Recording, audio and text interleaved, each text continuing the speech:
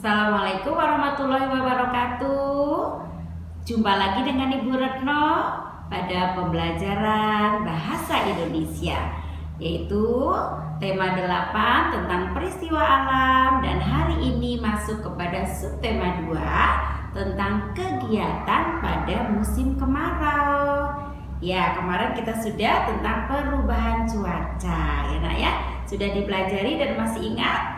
Nah, untuk itu kita akan mempelajari selanjutnya tentang subtema 2, yaitu kegiatan apa saja yang biasa dilakukan pada musim kemarau.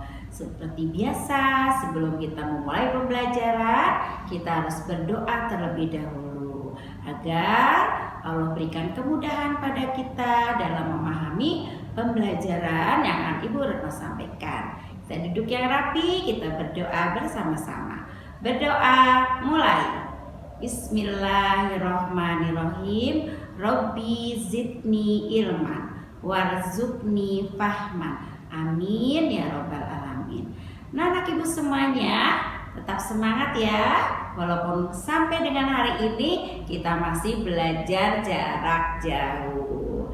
Nah, apa yang menjadi tujuan pembelajaran tema 8 subtema 2 ini? Setelah anak-anak mendengarkan paparan ini, ibu guru berharap anak ibu yang pertama dapat menjelaskan tentang keadaan pada musim kemarau.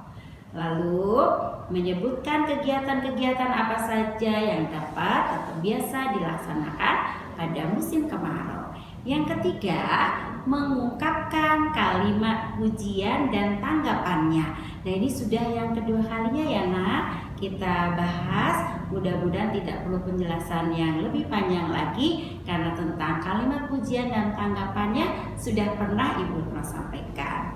Yang keempat, kita akan bermain peran dalam sebuah percakapan yang di dalamnya terdapat kalimat pujian. Yang kelima, diharapkan anak ibu dapat menuliskan kalimat ajakan. Nah, tentang kalimat ajakan juga sudah pernah dipelajari pada tema sebelumnya. Jadi pada tema ke-8 ini banyak yang mengulang ya. Mudah-mudahan anak-anak ibu tidak bosan dan tetap belajar dengan penuh semangat. Selanjutnya sayang, mengenai keadaan pada musim kemarau. Ya, Indonesia kita memiliki 2 musim, yaitu musim kemarau dan musim hujan. Kalau di negara lain ada yang 4 musim ya, ada kemarau, hujan, gugur, lalu ada musim salju. Tapi kalau di Indonesia ada di daerah tropis, sehingga hanya ada 2 musim saja, yaitu musim kemarau dan musim hujan. Nah, musim adalah ciptaan Allah yang sangat diperlukan oleh kita. Jadi walaupun kadang kita menggerutu ketika datangnya musim kemarau, panas dan sebagainya, ada manfaatnya. Kemudian ketika datang musim hujan, aduh kok hujan terus. Nah, menandakan kita kurang bersyukur Nak kepada karunia Allah semuanya. Oleh karena itu, ketika datang musim hujan kah, musim kemarau kah, tetap harus kita syukuri karena semuanya membawa manfaat untuk kita. Nah, sesudah kita bersyukur dengan cara apa sayang? Mengucapkan hamdalah, lalu melakukan kegiatan-kegiatan yang baik. Kita berdoa agar musim kemarau yang Allah ciptakan untuk kita tidak mendatangkan bencana bagi kita. Selanjutnya sayang, yaitu tentang ciri-ciri musim kemarau. Musim kemarau itu biasanya mataharinya bersinar sangat cerah ya. Dari pagi sudah kelihatan cerah sekali, sehingga udaranya terasa panas. Biasanya anak ibu memerlukan apa kalau udaranya panas? AC, kipas angin, atau kipas itu loh yang kecil ya, supaya kalian tetap nyaman. Karena apa? Ketika udara panas, maka tubuh kita sangat mudah mengeluarkan keringat. Tapi tentunya kita tidak boleh ketika sedang panas sekali langsung ke tempat yang adem atau yang dingin. Itu bisa membahayakan ya Nak ya. Harus tetap isis-isis, tidak langsung ke tempat yang dingin supaya tidak masuk angin. Nah, pada malam harinya pada saat bulan musim kemarau, maksudnya itu malam harinya tuh cuacanya juga bagus, terang benderang, bulan bersinar di langit yang biru ya. Ada klip-klip bintang terlihat jelas dari bawah kita menatap ke langit. Nah, itu terjadi pada musim kemarau. Bintang-bintang berkelap-kelip, bulan bersinar sangat indah. Kemarin sudah Bu Guru sampaikan sekilas bentuk bulan apa saja? Bulan sabit, bulan paruh, dan bulan purnama. Bulan purnama biasanya terjadi pada pertengahan setiap bulannya ya. Pada musim kemarau ya nak, bukan musim hujan. Kalau musim hujan di malam hari tentunya tidak terlihat bulan dan bintangnya. Selanjutnya, apa saja dampak itu akibat yang kurang baik adanya musim kemarau yang dapat kita rasakan ya. Yang pertama yaitu kekeringan. Pada gambar terlihat ya, sungai yang luas yang biasanya airnya penuh, di sana dimanfaatkan airnya untuk pengairan sawah. Sebagian masyarakat masih mencuci di sungai dan air itu masih digunakan untuk hal-hal yang lainnya, tiba-tiba kering.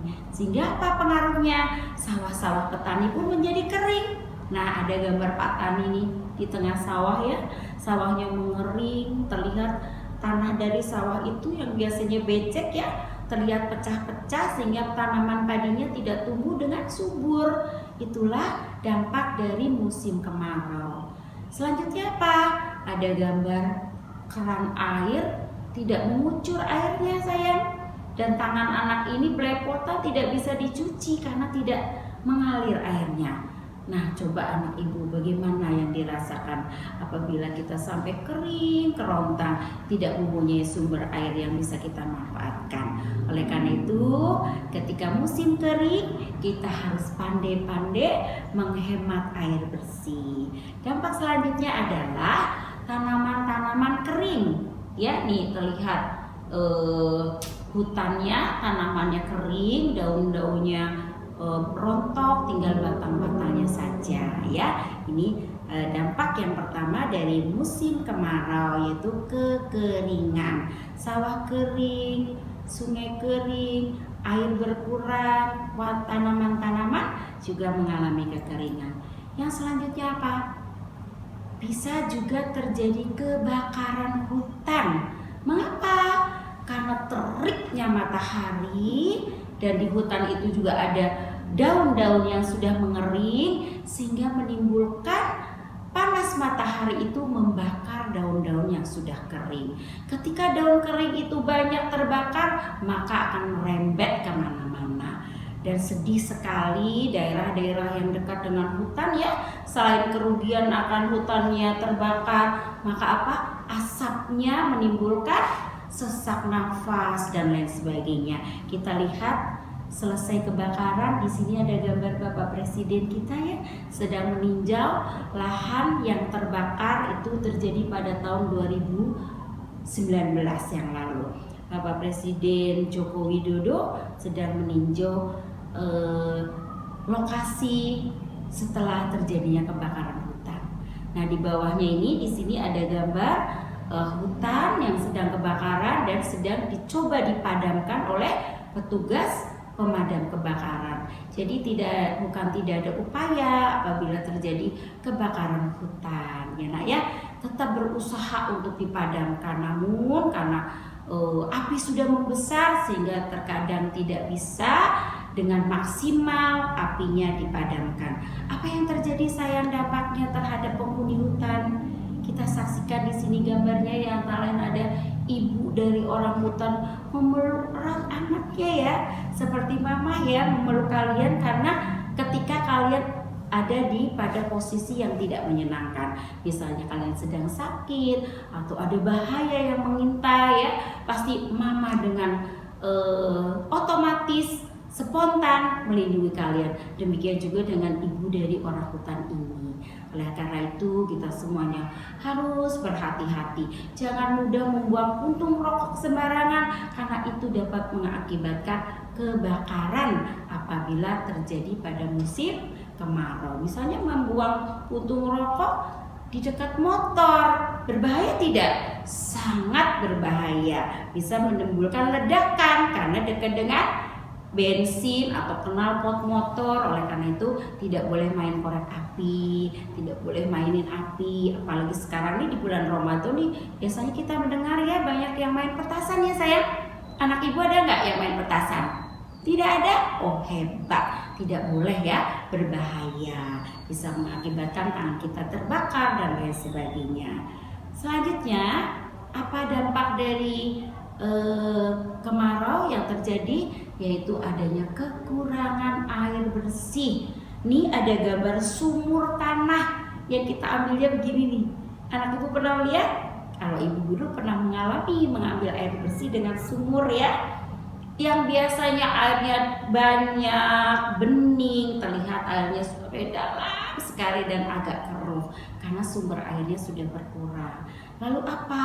Ada bapak ini juga sedang mengambil air, ternyata sudah dalam sekali, airnya hanya sedikit yang kena. Dan kalau pemandangan yang sering kita lihat di kota-kota, itu mereka mengantri air bersih. Coba kalian lihat, berpuluh-puluh jerigen, mungkin kalau tersorot semuanya itu beratus-ratus jerigen ya, dari masyarakat yang mengalami kekeringan. Lalu mereka mendapat bantuan entah dari PMI, entah dari PDAM, mengantarkan air bersih menggunakan mobil-mobil tangki. Biasanya kalian lihat mobil tangki itu mengantarkan apa ya?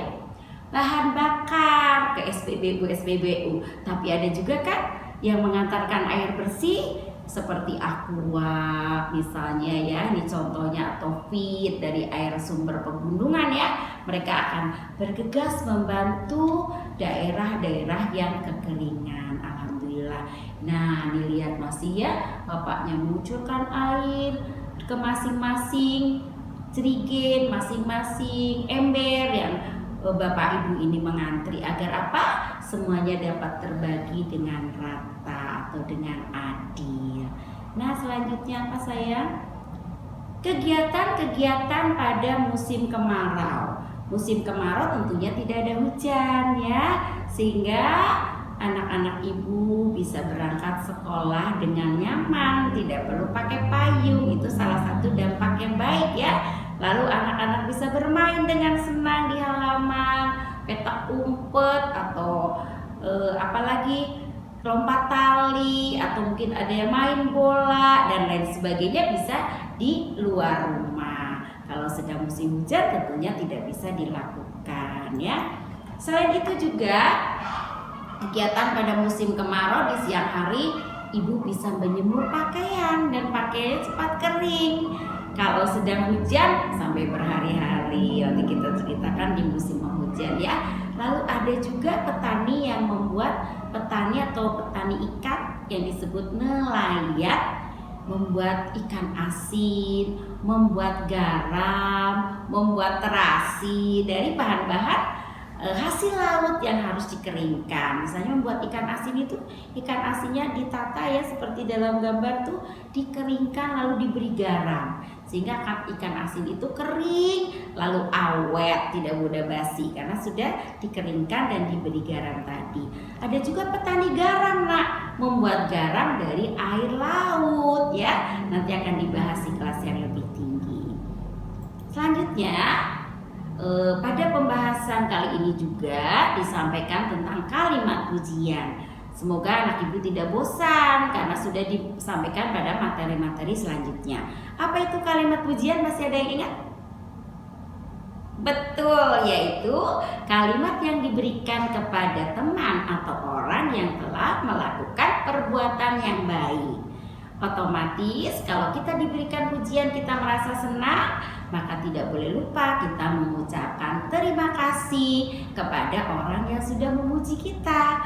Dan jadikan kalimat pujian itu sebagai pendorong, sebagai motivasi untuk kita melakukan perbuatan baik lebih banyak lagi, lebih baik lagi. Bunda contohkan di sini, Rasti memuji temannya yang bernama Ana. Rasti mengatakan, kamu sangat pandai bermain tapak gunung, kakimu sangat kuat, bisa melompat satu kaki. Anak ibu pernah bermain tapak gunung? Ini adalah salah satu permainan tradisional ya. Ada juga yang menyebutnya engklek gitu ya. Melempar itu gacoannya terus ada dibuat kotak-kotak ya. Iya ingat, nah itu namanya tapak gunung. Jawaban anak apa?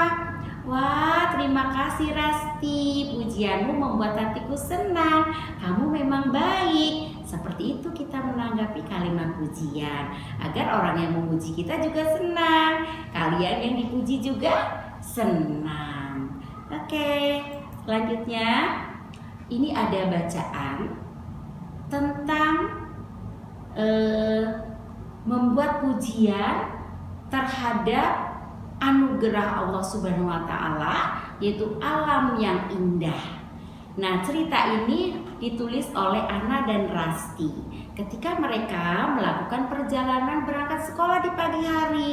Mereka melihat pemandangan yang indah di sekitarnya. Lalu mereka membuat cerita.